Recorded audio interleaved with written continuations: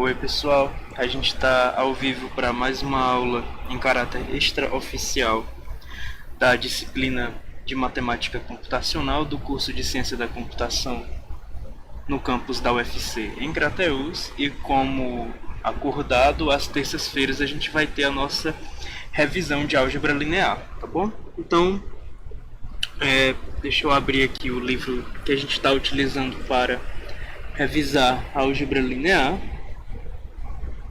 que é esse, bem aqui.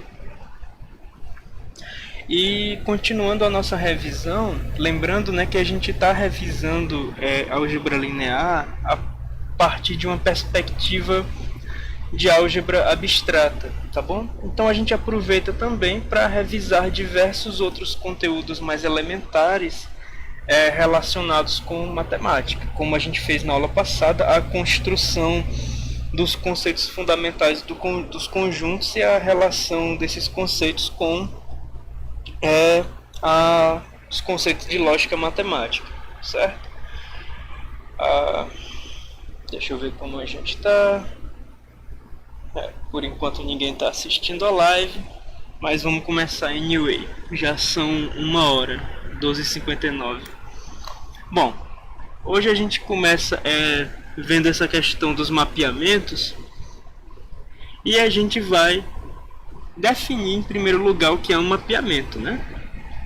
Então, você toma dois conjuntos não vazios x e y, e a gente define que um mapeamento F é uma forma de associar cada elemento x do xão a exatamente um elemento y, que a gente vai chamar o f de x, no conjunto yzão, tá bom? Então a gente escreve que esse mapeamento F, ele leva elementos do conjunto x,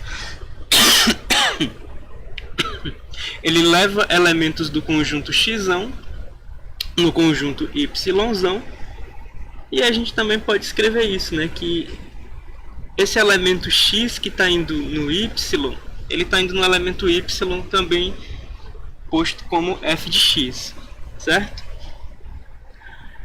A gente também pode escrever dessa forma, a gente também pode escrever que f de x é igual a y, e o conjunto x nesse mapeamento F, ele é dito o domínio de F, e o conjunto y nesse mapeamento F, ele é dito o contradomínio de F.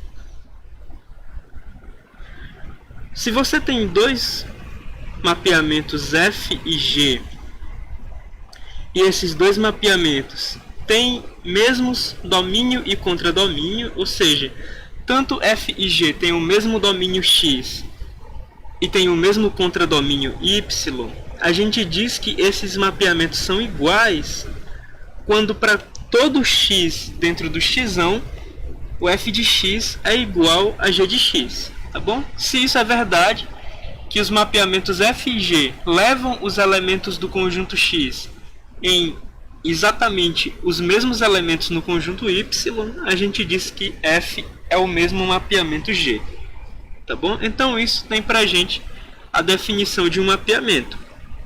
E aparentemente o que ele está chamando de mapeamento vai ser o que a gente conhece como função, tá bem? Deixa eu dar uma olhada aqui no chat. A gente tem uma pessoa assistindo agora. Vamos continuar.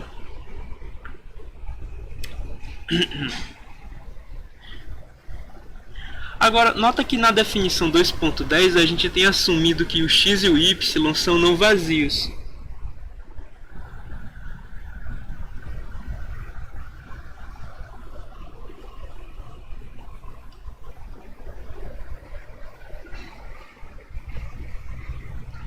Ele explica que ele assumiu que x e y são não vazios porque, de outra forma, não haveria regra que associasse um elemento de y a cada elemento de x.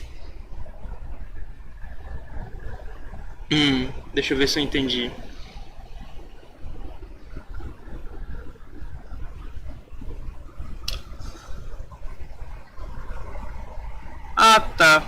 Entendi. O y em particular ele não pode ser vazio?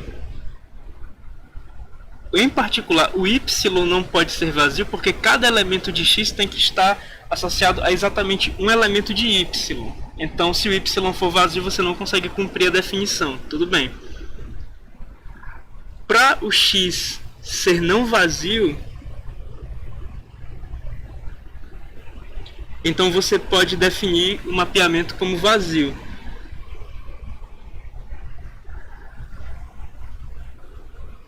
E de toda forma ele vai assumir de agora em diante, aparentemente essa definição ela é mais forte do que o necessário.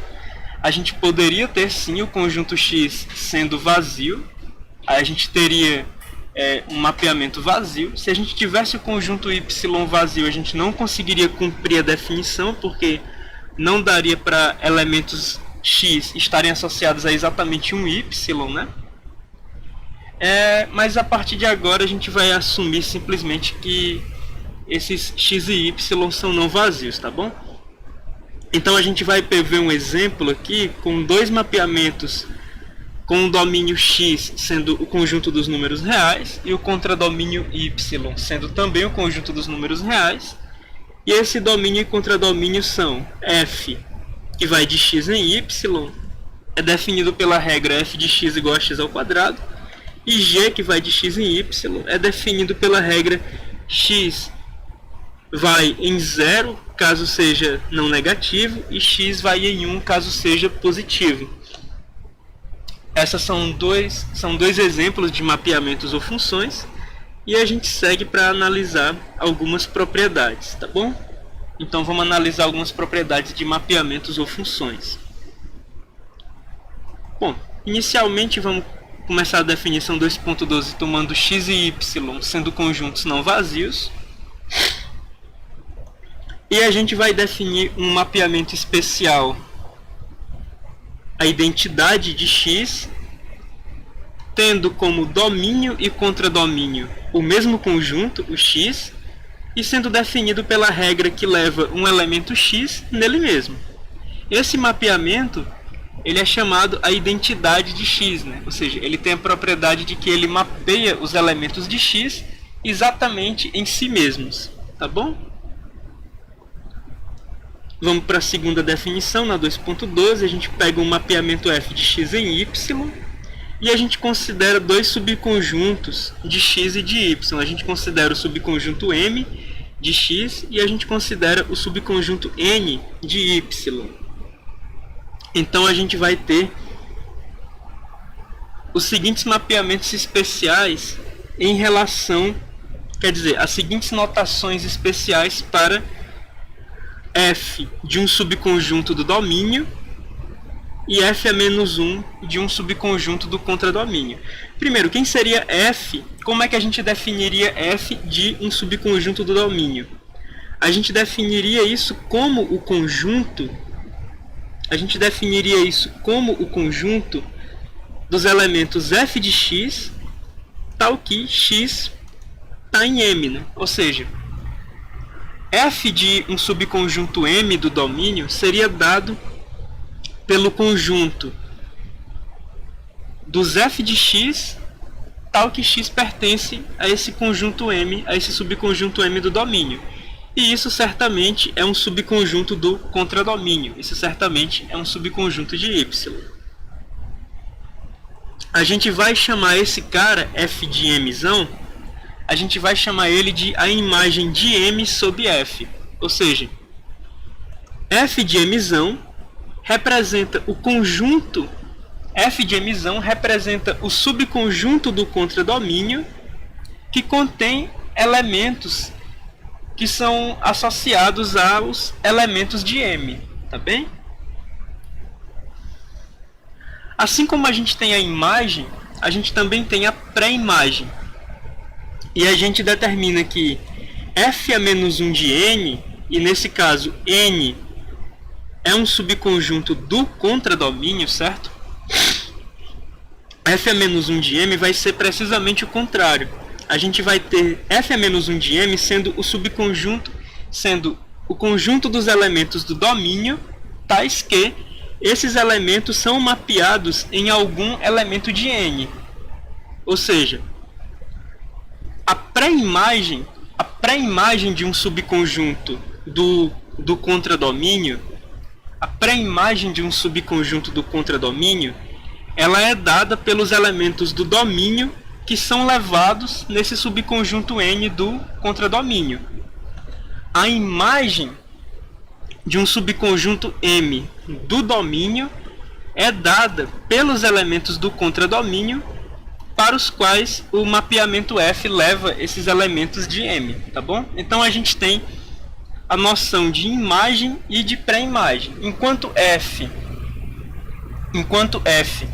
associa elementos de X, o contradomínio, enquanto F associa elementos de X, o domínio, a elementos de Y, o contradomínio, a imagem associa subconjuntos do domínio a subconjuntos do contradomínio, e a pré-imagem ela associa subconjuntos do contradomínio a subconjuntos do domínio, tá bom?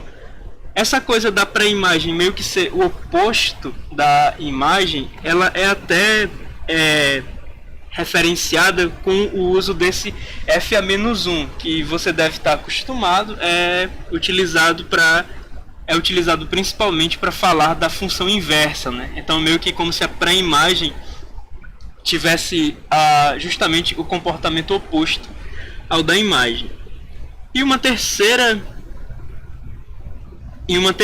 definição é: se a gente tem uma função f que vai de x em y, com a regra que leva os elementos x em f de x, e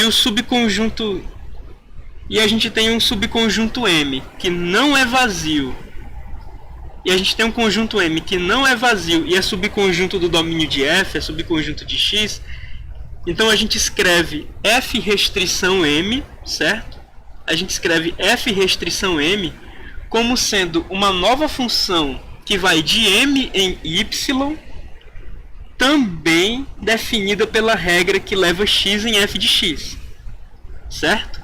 A gente chama isso de restrição de f para M.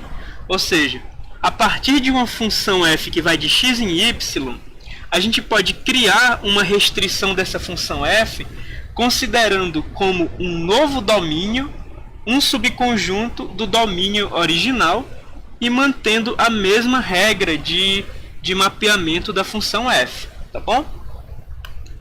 Então a gente tem visto algumas definições de função. Deixa eu ver como é que vocês estão aqui no chat. E a gente vai continuar, tá bom? Agora estou assistindo. Tem 4 pessoas assistindo, aparentemente o Daniel, a Yasmin, o Ayrton e o Alex. E a gente viu definições mais básicas de funções, né? A gente viu, só para recapitular, a noção de identidade, a noção de imagem, de pré-imagem e de restrição. Isso na definição 2.12.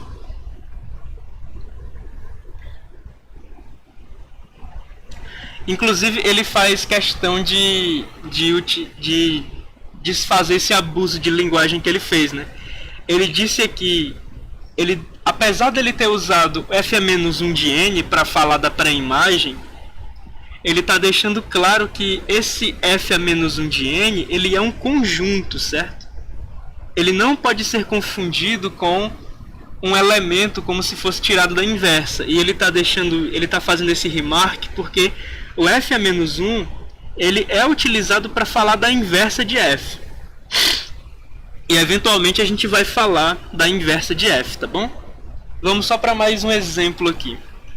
A gente vai pegar agora o x sendo os reais, que a gente vai usar domínio, e a gente vai falar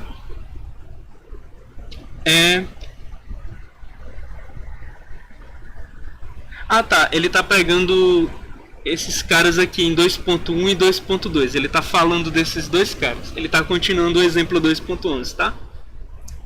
Ele está pegando esses dois caras aqui. O primeiro, f de x igual a x ao quadrado.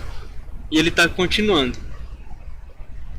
Então aqui a gente tem, se a gente fosse tirar a imagem de x, ou seja, a imagem do próprio domínio da função, e isso é perfeitamente possível, já que o domínio é um subconjunto de si mesmo, né? Se a gente fosse tirar a imagem de x, que é o próprio domínio, a gente teria x pertencente aos reais, tal que x é maior ou igual a zero. Por quê? Porque nesse primeiro caso, f de x é simplesmente x ao quadrado. Então a única coisa que não é associada aos elementos de x certamente são os números negativos. De resto, todos os elementos dos reais são associados.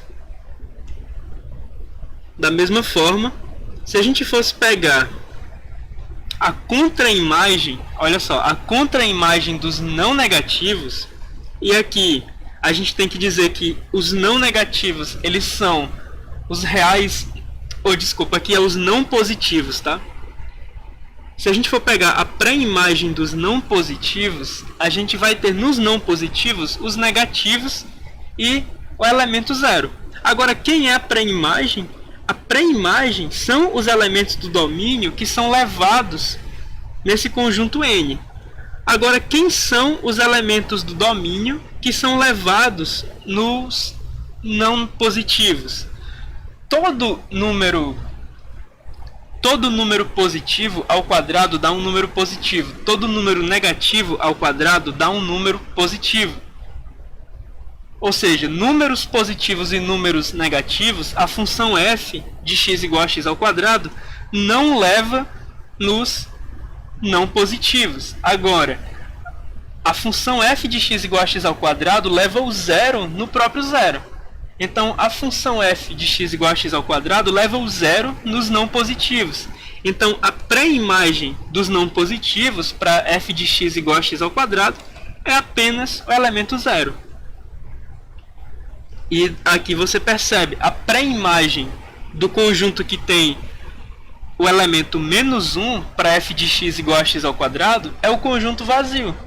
Porque nenhum número real ao quadrado vai dar menos 1, tá certo?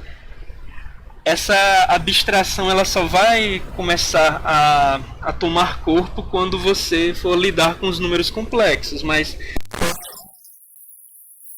quadrado dá menos 1, ou seja, a função f não leva nenhum número em menos 1, portanto a pré-imagem do subconjunto que tem apenas o menos 1 é vazio.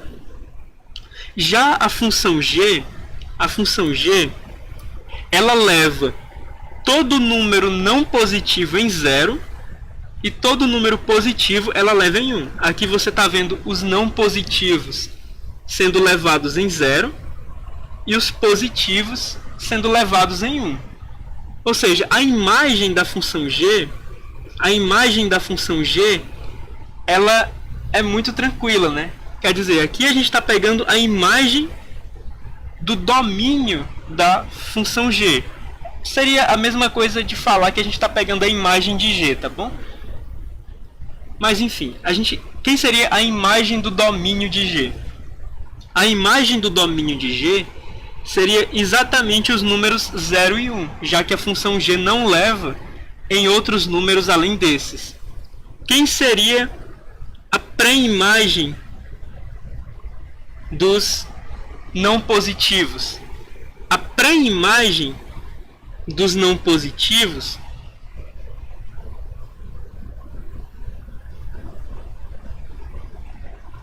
pré-imagem dos não positivos, né? E lembrando que o zero está nos não positivos, a pré-imagem dos não positivos seria todos os elementos que são levados em algum não positivo pela g. E se você olhar a definição de g, todo número positivo é levado para o número 1, que é um número positivo. E todo número não positivo é levado em 0, que é um número não positivo, né? Então, a contra-imagem dos não positivos para g é justamente os não positivos. Todos os não positivos são levados em algum não positivo. Isso é a mesma coisa de a contra-imagem para o conjunto que tem apenas o zero para a função g, porque a função g leva todos os não positivos em 0 e leva todos os positivos em 1. Ou seja, como todos os não positivos são levados em 0, a gente diz que a contraimagem para a função g do conjunto 0 é os não positivos, tá bom? E aqui ele está explicitando a definição dos não positivos, né? Ou seja, o R- são todos os números reais que são menores ou iguais a 0. Ou seja, com exceção dos números positivos, quer dizer, o R- é o subconjunto dos reais que exclui os números positivos, tá bom? Deixa eu ver como a gente está aqui no chat. Deixa eu acompanhar vocês. Por enquanto, nenhum comentário. Agora o Arthur parece ter entrado para assistir também. E vamos continuar. Agora a gente vai ter a definição 2.14. Novamente a gente toma dois conjuntos x e y não vazios. E a gente vai atribuir certas características para um mapeamento f, para uma função f. A gente diz que f é injetiva se acontece o seguinte: para dois elementos x1 e x2 do domínio x, a gente vai ter que f de x1 é igual a f de x2, implicando que x1 é igual a x2. O que isso quer dizer? Isso quer dizer que uma função é injetiva se ela não leva dois elementos diferentes no mesmo valor no contradomínio, certo? Talvez você não esteja tão acostumado a ver a definição de injetiva dessa forma, mas você pode pegar a contrapositiva disso, que vai parecer mais usual para você. Quem seria a contrapositiva disso? Se x1 e x2 são elementos do domínio e x1 é diferente de x2, né? Vamos pegar a contrapositiva. Se x1 é diferente de x2, então a gente vai ter que f de x1 é diferente do f de x2. Ou seja, uma função é injetiva se elementos diferentes do domínio são levados em elementos diferentes do contradomínio. Uma função não é injetiva quando elementos diferentes do domínio são levados no mesmo elemento do contradomínio, tá bom? No caso, a gente tem um jeito que talvez não seja muito usual para definir a injetividade, né? Ou seja, se a gente está falando que x1 e x2 são associados ao mesmo elemento no domínio, no contradomínio, isso quer dizer que x1 e x2 são exatamente o mesmo elemento no domínio, tá bom? Agora, utilizando a noção de imagem, a gente vai definir o que é f ser sobrejetiva. E o que significa isso? A função f ela é dita sobrejetiva quando a imagem do domínio é exatamente o contradomínio. Se a gente voltar para a definição de imagem, bem aqui, a gente vai perceber que a imagem de um subconjunto M do domínio ela é formada pelos elementos do contradomínio que são para os quais os elementos desse M são mapeados, tá bom? Quando a gente diz que a imagem do domínio X é exatamente o contradomínio Y, o que a gente está dizendo é o seguinte: a função f ela é sobrejetiva. A função f ela é sobrejetiva quando todo elemento do contradomínio é associado a pelo menos um elemento do domínio, tá bom? Por exemplo, se a gente for... Quer dizer, eu acho que ele vai dar exemplos? Ele vai dar exemplos logo aqui embaixo. Então a gente tem a noção de sobrejetividade, né? Quando a imagem do domínio é igual ao contradomínio, tá bom? E por fim, a gente tem a noção de bijetividade. A gente diz que f é bijetiva quando f é injetiva e sobrejetiva, tá bom? Quando f consegue ser as duas coisas, injetiva e sobrejetiva, a gente diz que f ela é bijetiva, ou ela é um mapeamento de 1 para 1 entre o domínio e o contradomínio, tá bem?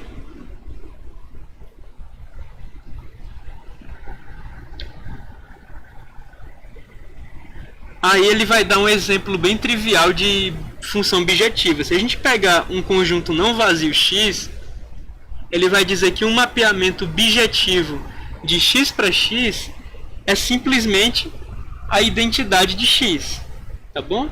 Eu acho que a gente não precisa explicar tanto porque que a identidade é uma bijeção. Vamos ver o exemplo 2.15. A gente está pegando esse R+, como sendo os reais não negativos, tá? R+ é o conjunto dos reais não negativos, dos reais que são pelo menos o zero.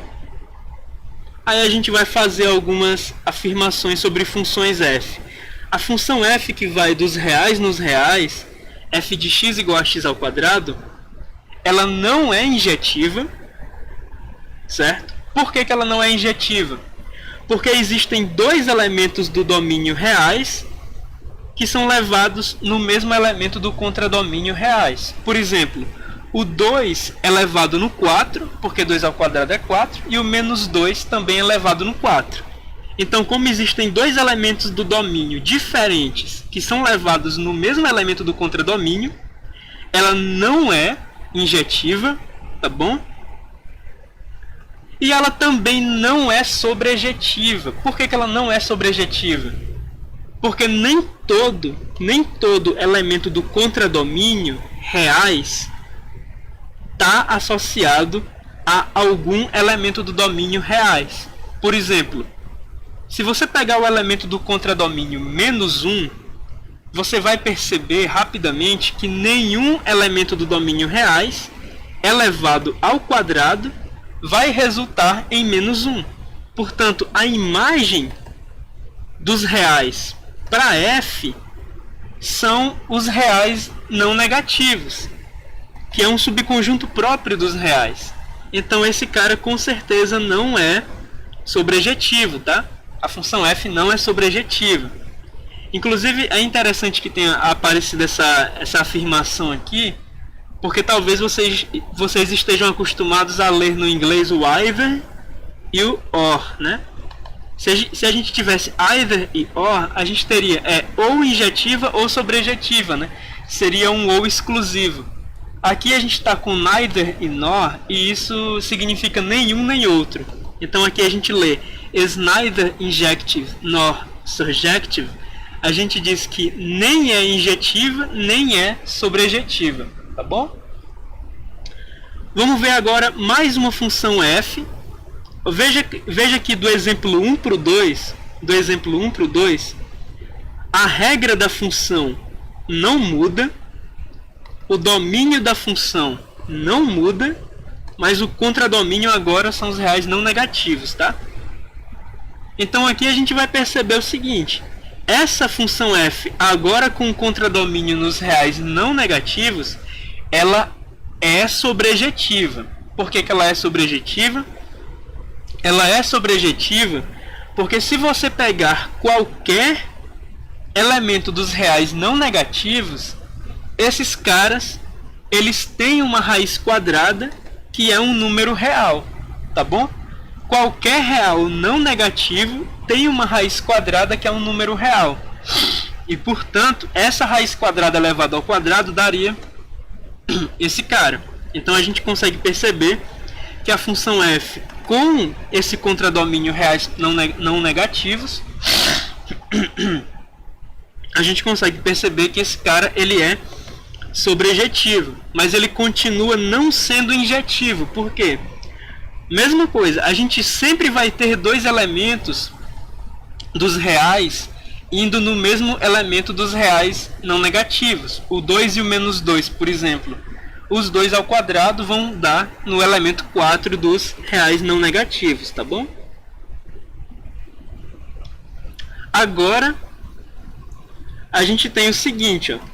A função f, a regra não muda, mas agora os reais não negativos, eles são o domínio, e o contradomínio são todos os números reais. Essa função f, ela agora é injetiva. Por que ela é injetiva? Porque se você tem dois elementos diferentes dos reais não positivos, esses elementos ao quadrado vão dar elementos diferentes nos reais, tá bom? Então, a função f ela é injetiva, mas ela não é sobrejetiva. Por que ela não é sobrejetiva? Porque nenhum real não negativo ao quadrado vai resultar em algum elemento negativo dos reais. Então, existem elementos dos reais que não estão associados pela regra de f a algum elemento dos reais não negativos. Como esses reais negativos eles não se associam a ninguém dos reais não negativos por f, então a gente não pode dizer que f é sobrejetiva, tá? F não é sobrejetiva. E por fim, a gente tem a função f com a mesma regra, só que agora tanto o domínio como o contradomínio são os reais não negativos. E pelos argumentos anteriores que a gente fez, a gente sabe que agora f é bijetiva, né? Ou seja, a gente sabe que dois elementos diferentes dos reais não negativos ao quadrado resultam em elementos diferentes dos reais não negativos. E também a gente sabe que todo elemento dos reais não negativos tem uma raiz quadrada bem definida. E essa raiz quadrada pode ser vista como um número real não negativo. Então a gente tem tanto a injetividade pela primeira parte do argumento, como a sobrejetividade pela segunda parte do argumento. E portanto f é bijetiva, tá bem? Deixa eu tomar um pouquinho de água aqui, minha voz está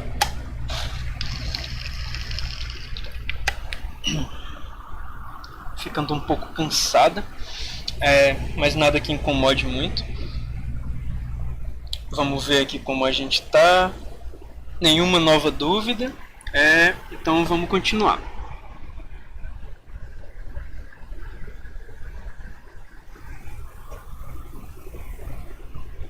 Ah, claro. E ele faz questão de dizer também que como a gente tem utilizado esses argumentos, né, de associar essa coisa do x ao quadrado, de f de x igual a x ao quadrado, ter essa noção de que ele é associado à raiz quadrada, como uma função que volta, né, que a gente ainda não definiu o que é isso. Então ele faz questão de dizer aqui que a gente tem utilizado o fato de que esse mapeamento f de x igual a x ao quadrado, ele é contínuo, e isso acaba sendo mais aprofundado nos cursos de análise. E ele está dizendo aqui que a gente estava utilizando o fato em particular de que funções contínuas mapeiam intervalos reais em intervalos reais, tá bom? E isso é uma propriedade que a gente estuda nos cursos de análise.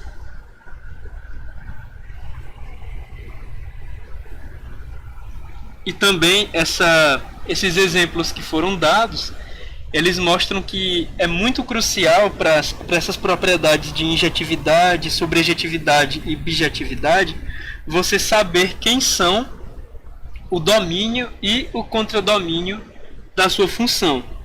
Agora a gente vai para um teorema, tá bem? O teorema 2.16, deixa eu ver qual é o comprimento dessa demonstração, ela é pequena, isso é pequeno. O teorema 2.16, ele diz o seguinte: um mapeamento f que vai do domínio x no contradomínio y, ele é bijetivo se e somente se para todo elemento do contradomínio existe exatamente um elemento do domínio tal que f de x é igual a y. Então aqui vai ser mais uma daquelas demonstrações de fatos de resultados que parecem definições, né, que se confundem com definições, mas como a gente viu, apesar do enunciado desse teorema ser confundido, veja só, apesar do enunciado desse teorema ser confundido com a definição do que é ser bijetivo, na verdade, o enunciado desse teorema não é a definição do que é ser bijetivo, né? O enunciado desse teorema é uma consequência da definição de bijeção. Então a gente vai provar o enunciado desse teorema, tá bom? E como é que a gente vai provar isso? Primeira coisa, isso aqui é uma equivalência, né? A gente está provando um se e somente se. Como a gente está provando um se e somente se, a gente vai fazer a ida, ou seja, a gente vai começar admitindo que f é bijetiva e a gente vai provar o outro lado do se e somente se. Na volta a gente faz o contrário, tá? Então aqui a gente pega f sendo bijetiva, tá bom? E a gente vai considerar o y1 no contradomínio. Veja só, como a gente sabe que f é bijetiva, com certeza a gente sabe que f é sobrejetiva. Como a gente sabe que f é sobrejetiva, a gente sabe que esse y1 bem aqui, ele está associado por f a algum elemento do x, tá bom? Então, como f é sobrejetiva, a gente sabe que existe um x1 no x, tal que f de x1 é igual a y1. Tudo bem. A gente começou utilizando a sobrejetividade. A gente usou a sobrejetividade para garantir que para esse y qualquer que a gente pegou, existe um x1 que f leva esse x1 nesse y1, tá bom? Então agora a gente vai continuar argumentando, fechar o argumento com a injetividade. Como é que a gente vai fazer isso? A gente vai agora pegar qualquer x2 em x e a gente vai fazer... Então agora a gente vai pegar qualquer x2 no x e a gente vai dizer o seguinte: se esse x2 ele também satisfaz fx2 igual a y1, então a definição de injetividade vai me garantir que o x2 é igual ao x1, certo? Se esse x2 ele também é levado pela f no mesmo y1 do x1, como a f ela é injetiva, a gente sabe que o x1 é igual ao x2. Então, a gente tem que... Claro, aí ele conclui aqui que essa coisa que ele argumentou é uma consequência da injetividade, né? E, portanto, existe um único elemento x1 no x com f de x1 igual a y1. Uma outra forma de você demonstrar isso, você fez a demonstração direta. Por contradição, você poderia pensar: bom, eu posso tentar fazer um absurdo a partir da negação da conclusão. Ou seja, se eu suponho inicialmente que f é uma bijeção e que existe um elemento y1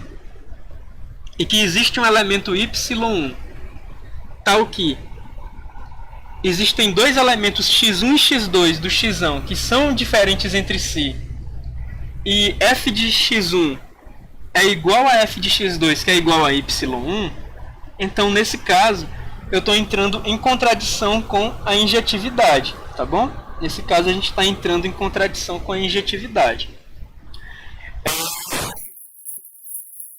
Fez a ida direta, você também pode fazer a ida por contradição. E agora a gente vai fazer a volta. Na volta, a gente vai considerar que para todo elemento y do contradomínio, existe um único elemento x do domínio, tal que f de x é igual a y. Como é que a gente vai fazer a volta? Dado que para todo y do contradomínio, existe um único elemento do domínio, x, tal que f de x é igual a y, a gente sabe o seguinte: a gente sabe que f de x é igual a y, né? Porque o que ele está dizendo aqui é que qualquer elemento y do contradomínio está associado a exatamente um elemento x do domínio. Ou seja, a gente sabe que a imagem de x é justamente y, né? Se a imagem do domínio fosse um subconjunto próprio do contradomínio, então haveria um elemento y de y que estaria associado a nenhum elemento de x. Mas como a gente sabe que todo elemento do y está associado a exatamente um elemento do x, a gente sabe que a imagem do domínio x é justamente o contradomínio. Portanto, essa definição bem aqui, portanto, essa hipótese, ela implica diretamente que f é sobrejetiva. Para a gente terminar de mostrar a bijeção, a gente precisa mostrar que f é injetiva, tá bom? Para mostrar que f é injetiva, a gente pega dois elementos, x1 e x2 do xão, e a gente faz com que f de x1 seja igual a f de x2, que seja igual a y, um elemento do contradomínio. E a nossa hipótese, como ela diz que existe um único x no xão associado a f de x igual a y, a nossa hipótese, junto com essa tentativa que a gente está fazendo bem aqui, leva a gente a concluir que o x1 é igual ao x2 e, portanto, f tem que ser injetiva, tá bom? Ou seja, a gente parte da definição que uma função é bijetiva se ela é injetiva e sobrejetiva, e a gente conclui que uma função f é bijetiva se e somente se qualquer elemento no contradomínio está associado a exatamente um elemento no domínio, tá bom?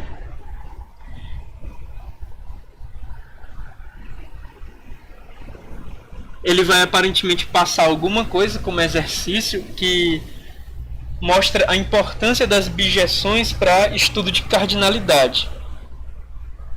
Deixa eu dar uma olhada como a gente está aqui. A gente tem 5 pessoas e nenhum comentário. Então vamos. Pois bem.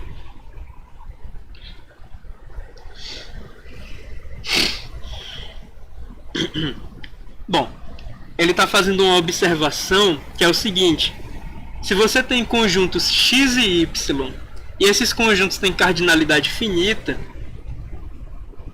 então você tem uma bijeção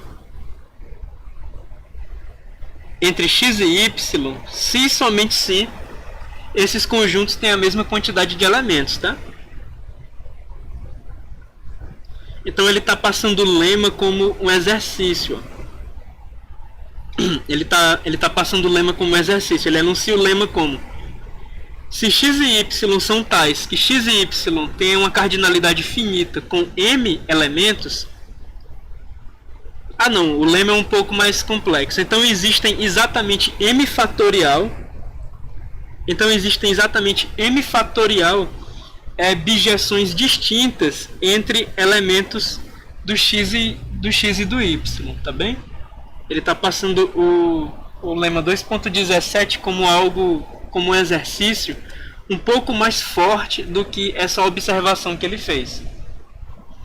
Eu acho que isso aqui sai por indução tranquilamente, tá? Se você quiser tentar em casa provar o lema 2.17 por indução, é bom que você vai desenferrujando, vai praticando um pouquinho de indução.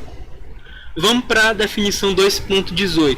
Na 2.18 a gente tem o seguinte: seja f de x em y, definida pela regra x elevado em f de x, e seja g de y em z, onde g é definido pela regra que leva y em g de y, mapeamentos, tá? Inclusive, observa que o contradomínio do f coincide com o domínio do g, tá bom? Isso é importante para a definição de composição. Ou seja, como esse domínio, como essa função f, ela tem o contradomínio coincidindo com o domínio da função g, a gente vai poder falar de um novo mapeamento que é o G composição F.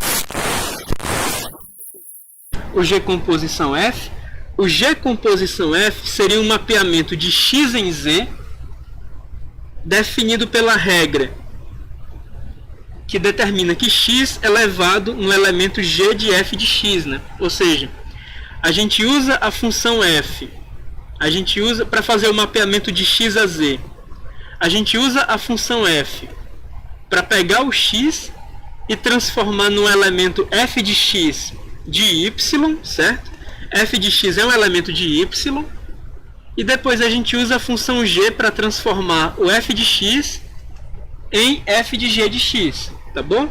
Então essa é a composição. A partir de dois mapeamentos, a partir de duas funções que tem o domínio coincidindo com o contradomínio da outra, a gente consegue fazer a composição desses mapeamentos ou a composição dessas funções, tá bem? A gente pode ler G composição F como sendo G após F.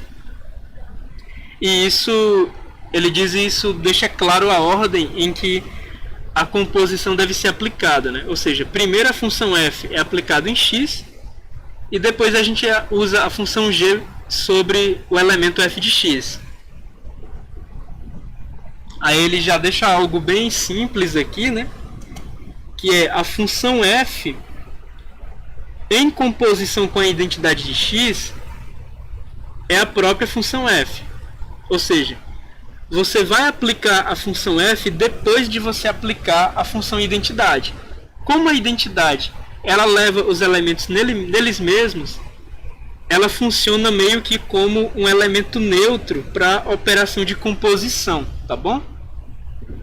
A identidade ela acaba sendo uma espécie de elemento neutro para operação de composição. Então a gente percebe que F composição identidade é F e que identidade composição F de I, e a gente percebe que identidade de Y composição F também é a função F, certo?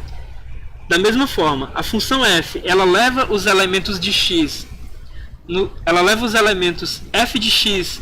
Quer dizer, ela leva os elementos x de x em f de x do y, e a função identidade de y, ela leva os elementos f de x do y neles mesmos.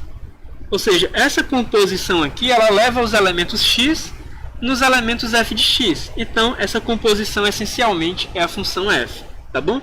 E isso é válido para todo mapeamento de x em y. Agora a gente tem um teorema que aparentemente vai ficar como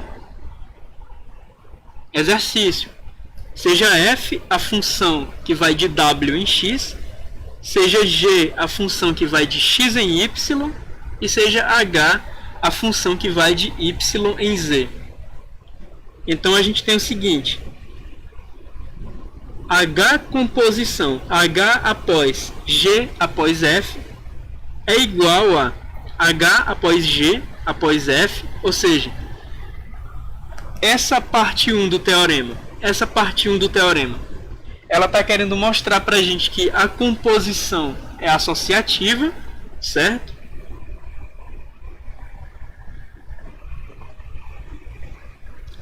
E essa parte 2 do teorema, ela vai mostrar para a gente que se as funções f e g têm alguma propriedade em comum, a composição preserva essa propriedade. Como assim? Se f e g são injetivas, então g após f também é injetiva.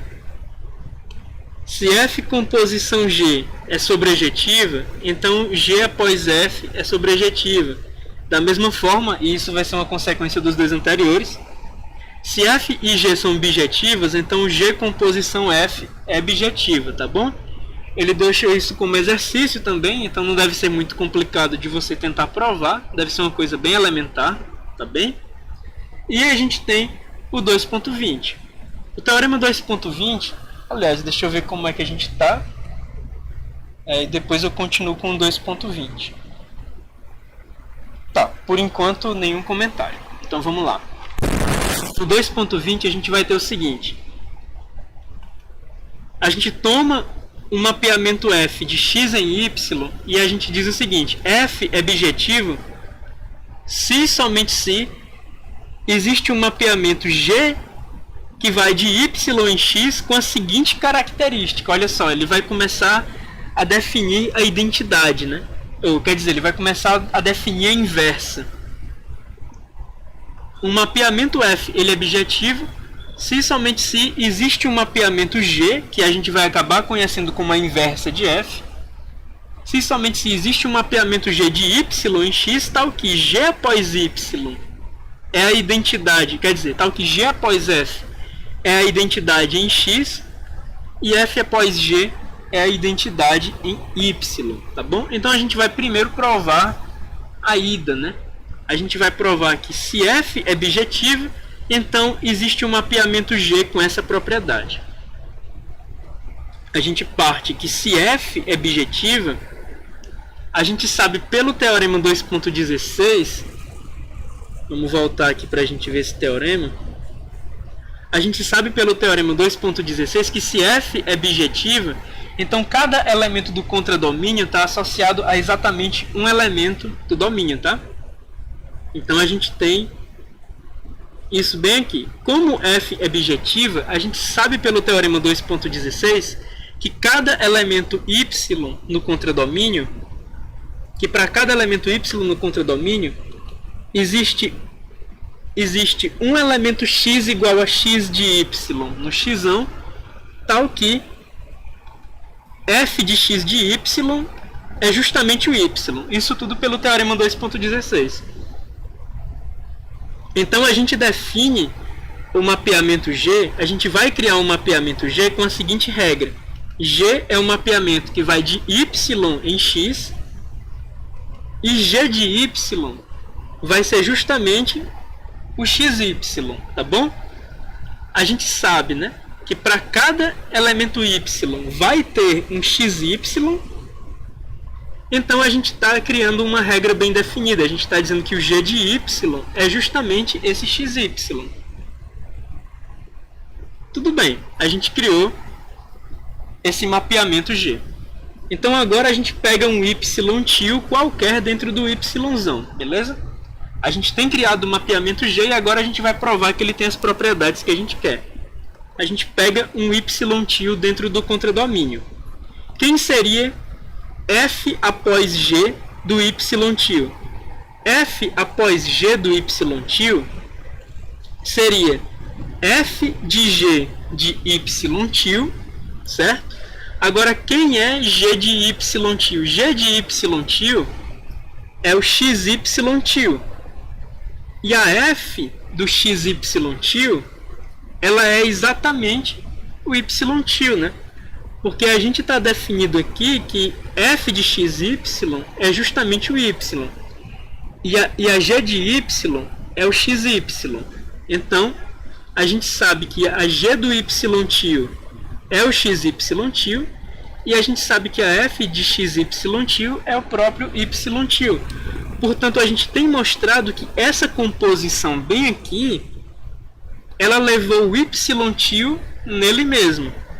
Portanto, a gente tem mostrado que f após g é uma identidade no y. Agora, a gente precisa mostrar que g composição f também é uma identidade, só que no x.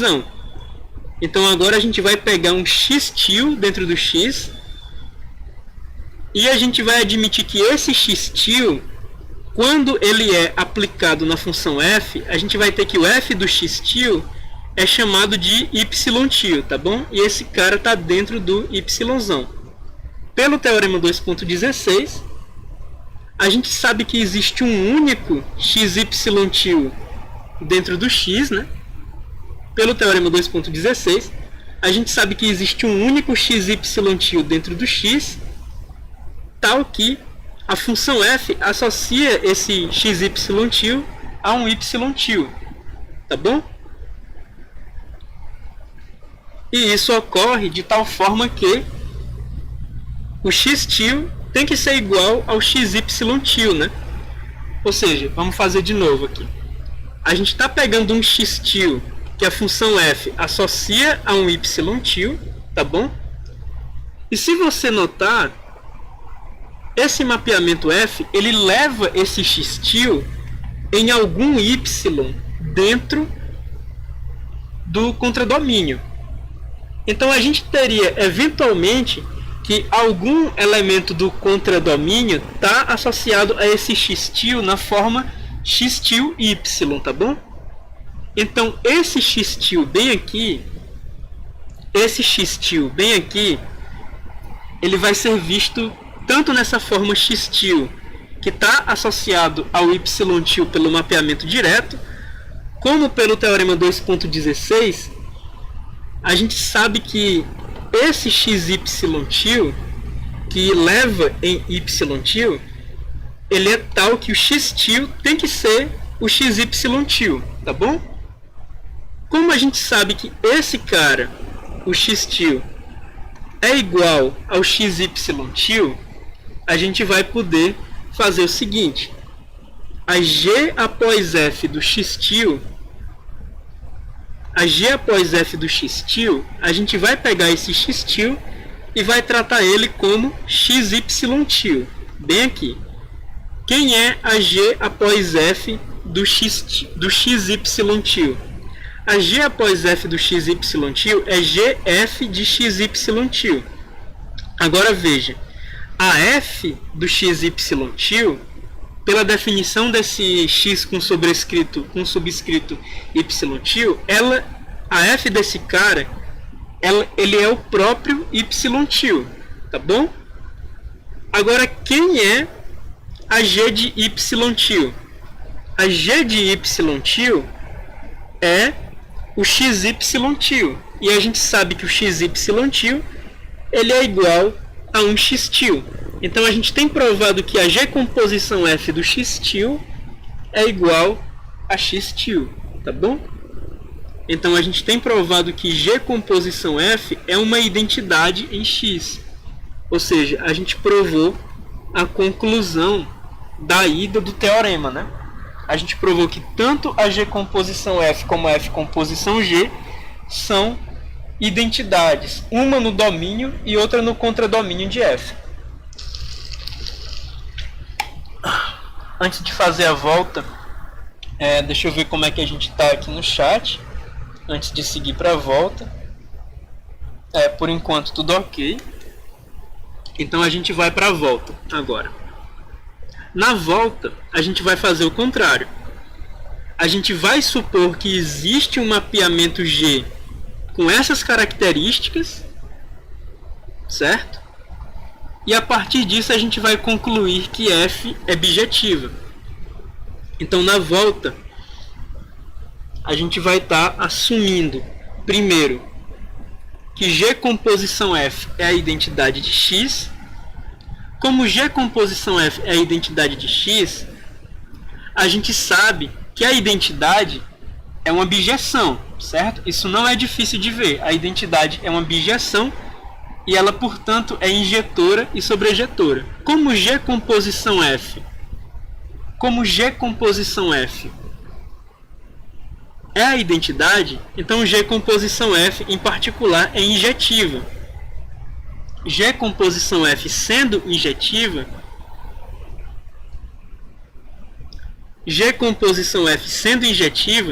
a gente vai saber que F é injetiva. E ele deixou essa parte como exercício, tá? Ou seja, se você sabe que uma composição é injetiva, então você pode saber que qualquer das partes dessa composição é injetiva também, beleza? Isso ficou como exercício. Ou seja, a volta vai ser praticamente consequências de exercícios que ele tem passado, né? Em particular desse 2.7.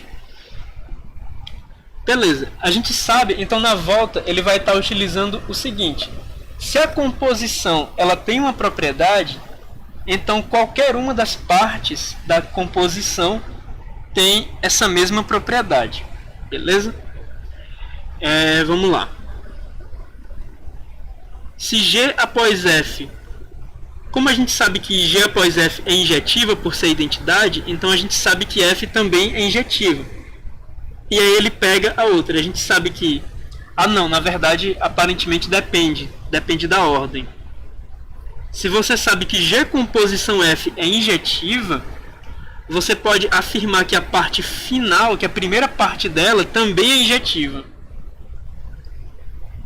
E como ele sabe que F composição G é sobrejetiva, ele pode afirmar que a última parte dela é sobrejetiva.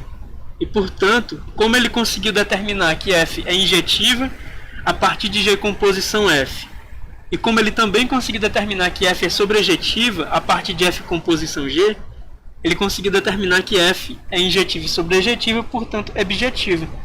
Eu quero ver esse exercício 2.7 agora. Ah, mas não está nem perto. Eu vou dar uma olhada já já nesse exercício 2.7. Mas aparentemente ele está fazendo uma coisa assim, no exercício 2.7. Se você tem G composição F e G composição F é injetiva, então F é injetiva. Se você tem F composição G, se você tem F composição G e F composição G é sobrejetiva, então F é sobrejetiva. Como ele tem as duas coisas sendo identidades, e a identidade é uma bijeção, ele sabe que esse cara é injetivo e ele sabe que esse cara é sobrejetivo. É o que ele precisa utilizar para provar que F é injetiva e sobrejetiva, portanto, uma bijeção, tá bom? Então, na volta, a gente tem concluído a demonstração de que f é bijetiva se e somente se existe uma função g que tem o domínio e o contradomínio trocados em relação a f, de tal forma que g composição f é a identidade em x e f composição g é a identidade em y, tá bem? Então a gente continua. Na verdade eu olho o chat e depois eu continuo. Vamos ver aqui o chat antes. Nenhum comentário novo, uma pessoa a menos assistindo a live. Nenhum comentário novo, beleza. Então vamos lá. Se você observar, o teorema 2.20, ele diz que f é bijetiva se existe um mapeamento G, beleza? Mas ele não diz que existe exatamente um mapeamento G com essas características. Daí tem o seguinte, a gente pode ter pelo menos 2 mapeamentos G com essa propriedade, uns 3 mapeamentos G com essa propriedade, mas na verdade a gente tem que esse mapeamento G que o teorema 2.20 descreve, ele é único, beleza? Por que esse mapeamento G ele tem que ser único? Se existisse um outro mapeamento H de Y para X com as mesmas propriedades, de que H composição F é a identidade de X e F composição H é a identidade de Y, então a gente teria o seguinte, ó, o H, que seria igual à identidade de X composição H, poderia ser visto como G composição F, né? Porque a gente está admitindo que esse G do teorema, ele é tal que a identidade de X é G composição F, tá? Então, se a gente tem um mapeamento H com as mesmas propriedades, a gente tem que H é igual à identidade composição H, identidade em X, em particular, pro mapeamento G do teorema, é G composição F, composição H, beleza? Aí a gente tem a associatividade da composição. Então G composição F composição H pode ser visto como G composição F composição H, beleza? E como esse H ele tem as mesmas propriedades que o teorema 2.20 diz, então a gente sabe que o H composição F é a identidade de X e a gente sabe que o F composição H é a identidade de Y, tá bom?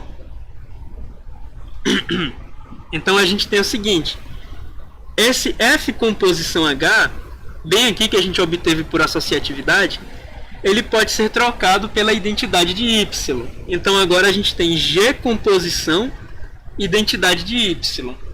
E G composição identidade de Y é o próprio G. Ou seja, se você supõe que existem 2 mapeamentos G e H relacionados a F com as mesmas características descritas no teorema 2.20, né, com essas características bem aqui, você vai concluir rapidamente, utilizando o teorema e a associatividade da composição, que esses mapeamentos na verdade são iguais. Ou seja, o teorema 2.20 ele garante que uma função bijetiva tem um mapeamento contrário a ela tem um mapeamento contrário a ela, que em composição resulta em identidade, e a associatividade da composição garante que esse mapeamento contrário a F bijetiva, ele é único, tá bom? Esse cara é um cara único. Então, como o mapeamento descrito pelo teorema 2.20 é único, a gente vai ter a seguinte definição. Se você pega uma função f de x em y bijetiva, então existe um único mapeamento, né? A gente acabou de ver o teorema 2.20, ele diz que existe um, e a associatividade garante que existe somente um, né? Então, existe um único mapeamento G de y para x, que é chamado de inversa de f, com as características do teorema 2.20, claro. E a gente denota a inversa de f por f a menos 1, beleza? Deixa eu ver como é que a gente está no chat. Vamos olhar aqui o chat. Por enquanto tudo ok. E agora a gente vai ver como é que a gente faz para provar que um certo mapeamento é inversa do outro, né? Ou seja, se a gente tem um mapeamento G de y para x, como é que a gente faz para provar que esse cara é a inversa de um mapeamento bijetivo de x para y? Para a gente fazer isso, vai ser suficiente a gente mostrar que quando a gente pega G composição F, a gente tem a identidade em x, e quando a gente pega F composição G, a gente tem a identidade em y, tá? Se a gente fizer as duas coisas, né? Ou seja, se a gente mostrar que esse cara G, ele obedece, se a gente mostrar que esse cara G, ele obedece às condições, às características descritas para ele pelo teorema 2.20, a gente tem mostrado que esse cara, ele é a inversa de f, tá bom?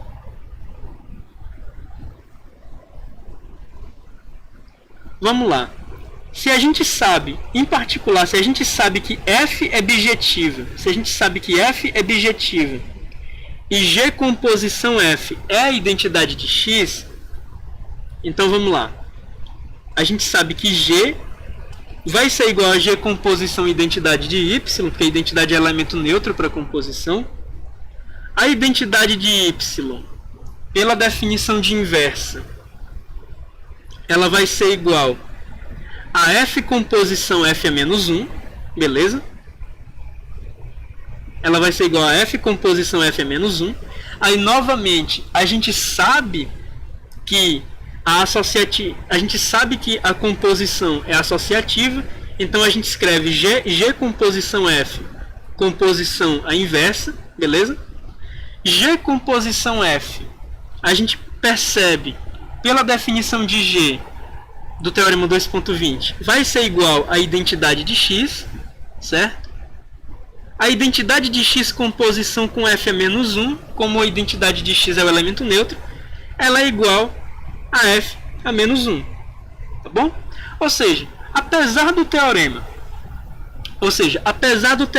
dizer que a gente precisaria provar essas duas coisas bem aqui, na verdade, a associatividade da composição, ela diz pra gente o seguinte: se você provar só isso aqui,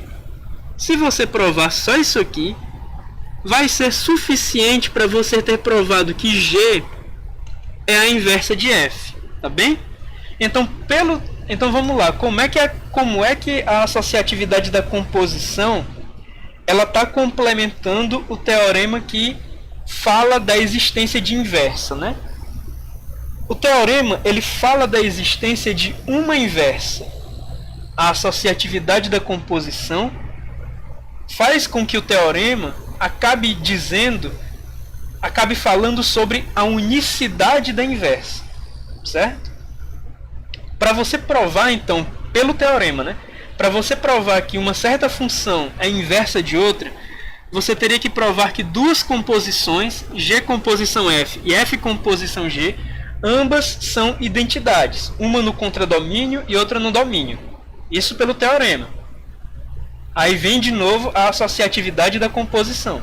a associatividade da composição mostra pra gente que, na verdade, a gente só precisa provar que uma dessas composições é a identidade, a outra já não é tão necessária, porque pela associatividade da composição a gente já consegue concluir que G vai ser igual à inversa. A gente não precisaria da outra, tá bom?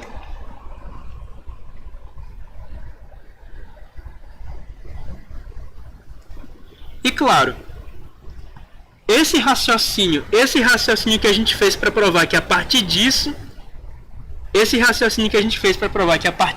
a gente consegue provar que o G é igual a F a menos 1, esse raciocínio poderia ser aplicado de forma análoga a partir de F composição G para provar que G é igual a F a menos 1, tá bom? Para provar que G é a inversa.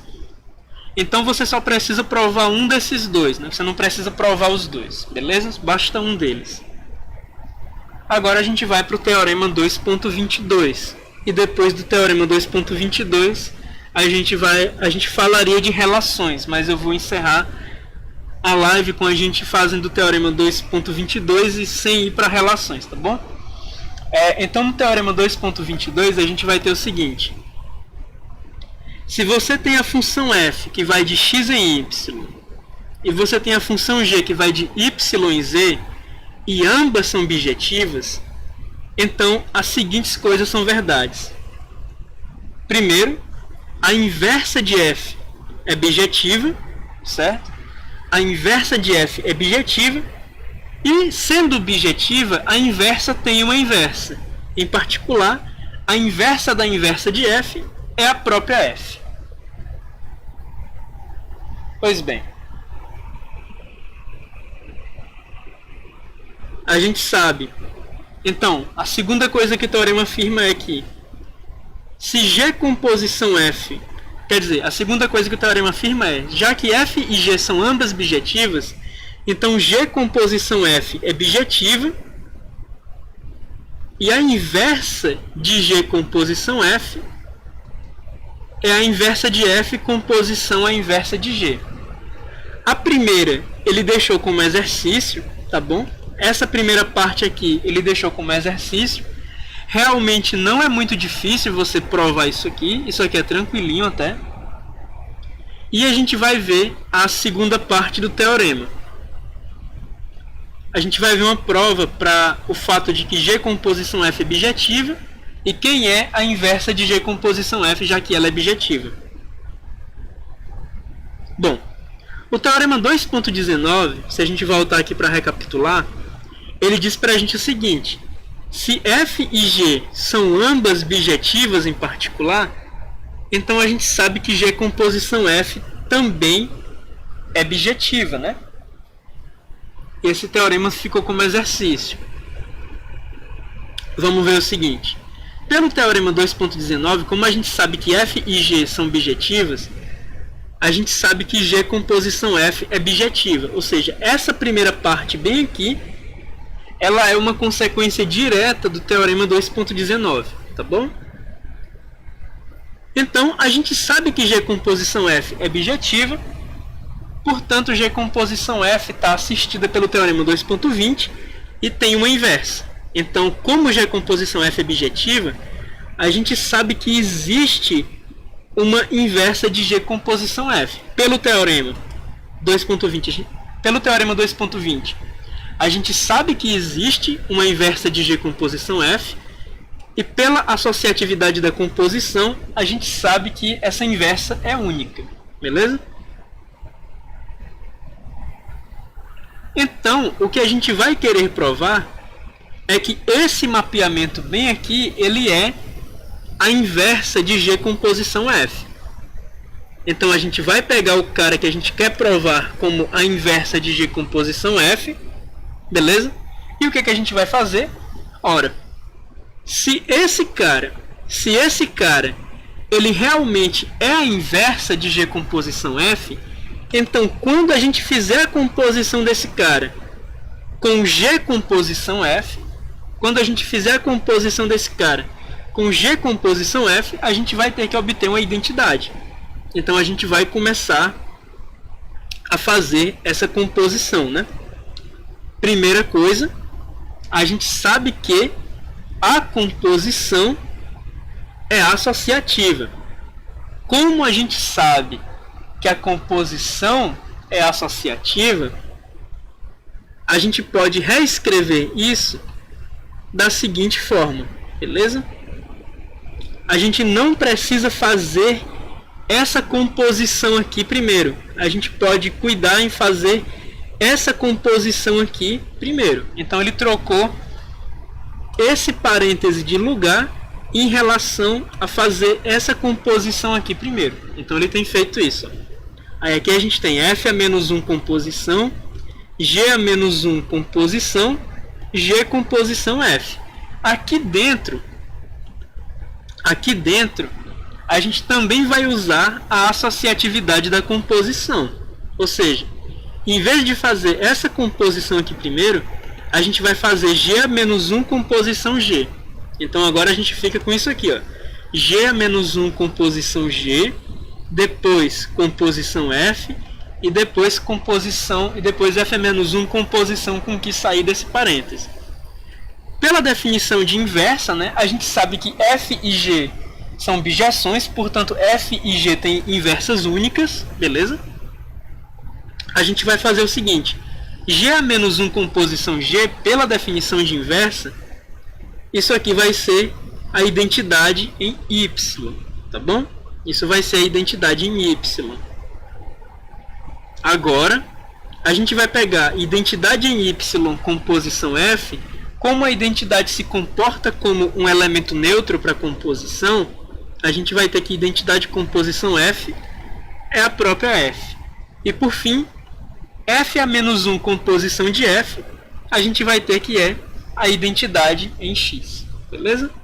Então a gente tem mostrado que se você pegar esse cara e fizer a composição dele com g composição f, você obtém uma identidade.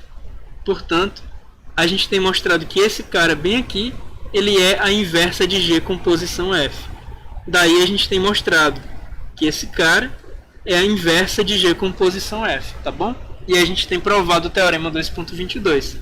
A parte 1 do teorema 2.22, ela não é tão difícil de fazer, tá bom? Ela é bem tranquila. Outra coisa que ficou como exercício nessa leitura foi a prova do teorema 2.19 e o lema 2.17. O restante tá ok.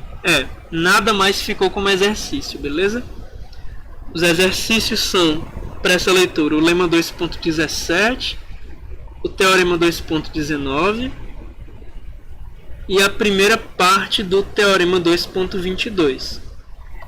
Então isso é uma base para a gente de mapeamentos, né? E agora a gente vai, quer dizer, agora não, na próxima live a gente vai estudar uma versão mais fraca dos mapeamentos, que são as relações, beleza? Na próxima live a gente vai ver as relações. Deixa eu só ver como a gente está aqui no chat. 4 pessoas assistindo, nenhum comentário. Então, pessoal, eu vou dando a live de hoje por encerrada, beleza? São 2h16, a gente não fez 1h30, mas eu não quero entrar em relações agora, porque senão a gente vai extrapolar as 2 horas. Eu tenho uma live às 3, tá bem? Então é isso. Obrigado pela participação de vocês. Eita, a minha linguagem foi difícil, Ayrton. Desculpa, cara. Eu não tinha intenção de... Eu não tinha a intenção de tornar a linguagem difícil, cara. Foi mal.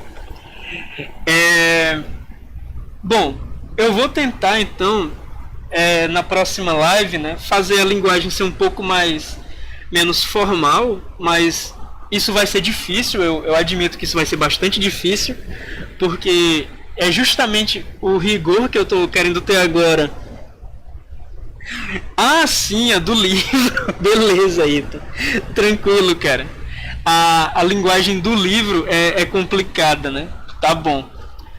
Cara, mas assim, Para tirar a álgebra linear das estruturas algébricas, a gente vai fazer um percurso mais formal, mas em contrapartida, esse percurso ele é interessante porque a gente acaba visitando muita coisa de matemática. Aí isso vai ser bem interessante, beleza? Pois bem, então pessoal, eu agradeço a participação de vocês, essa interatividade aqui no final. Isso só faz sentido se vocês estiverem aí do outro lado assistindo, tá bom? Então, até quinta-feira a gente vai ter a nossa live de cálculo. Dessa vez a gente não tem mais as palestras do circuito Intercamp, mas em breve a gente volta com elas, tá bom?